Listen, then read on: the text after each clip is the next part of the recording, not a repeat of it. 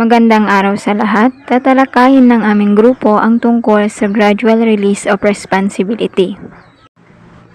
Gradual release of responsibility. The gradual release of responsibility is an instructional framework designed to support students in becoming independent learners. It emphasizes the gradual transfer of responsibility for learning from the teacher to the students. Ang gradual release of responsibility ay isang paraan ng pagtuturo na tumutulong sa mga estudyanteng matutong mag-isa. Nagsisimula ang guro dito sa teacher-centered na guro ang nagbibigay ng knowledge lahat ng galing sa guro. At habang unti-unti nang natatransfer ang mga knowledge sa mga estudyante, unti-unti na nilang nakakayanan na matutong mag-isa, from teacher-centered to student-centered. May 4 na modelo ang gradual release of responsibility. Modeling, I do. In this stage, the teacher provides clear examples or demonstrations to show students how to perform a specific task or skill effectively. Dito sa modeling ito, nangyayari ang teacher-centered learning. Nagmula sa guro lahat ng information, lahat ng knowledge. Ang role ng students dito is to receive the information and to receive the knowledge from the teachers.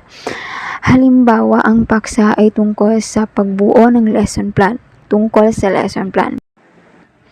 Magpapakita ang guro dito ng isang lesson plan na naglalaman ng lahat ng mga mahahalagang bahagi gaya ng mga layunin, aktibidad at ang pagtatasa, at ipapaliwanag ng guro ang bawat bahagi ng lesson plan. At maaari ding ipaliwanag ng guro dito kung paano ito nakakatulong sa pagtuturo at kung paano makakatulong sa pagbuo ng malikhaing lesson plan. Ang ikalawang model ay ang guided practices.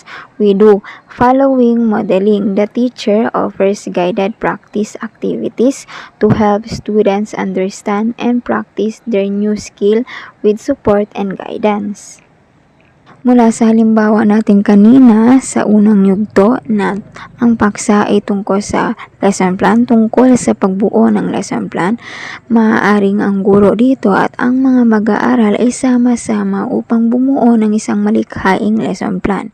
Maaaring ang guro dito ay magtatanong ng mga katanungan upang matulungan ang mga mag-aaral na matukoy ang mga pagkakamali sa kanilang lesson plan at upang matiyak na naunawaan nila ang bawat bahagi nito.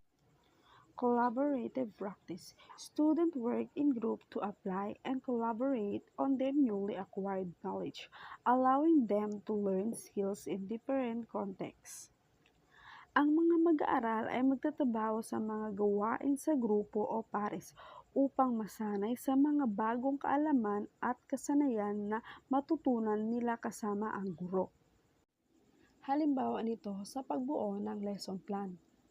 Sa yugtong ito, ang mga mag-aaral ay nagkakaroon ng pagkakataon na magtrabaho ng magkasama upang mabuo ang kanilang lesson plan.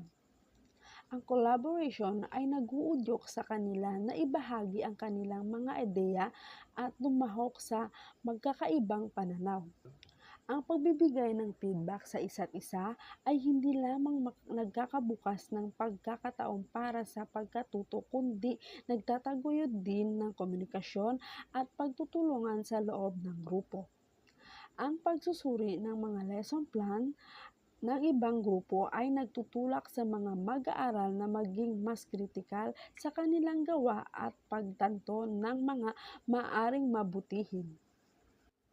Dadako naman tayo sa independent practice.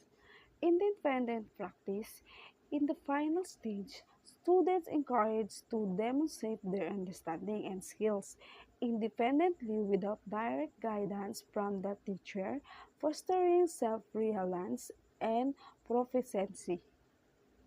Sa huling hakbang, ang mga mag-aaral ay nagsasagawa ng mga gawain ng mag-isa gamit ang kanilang mga natutunan.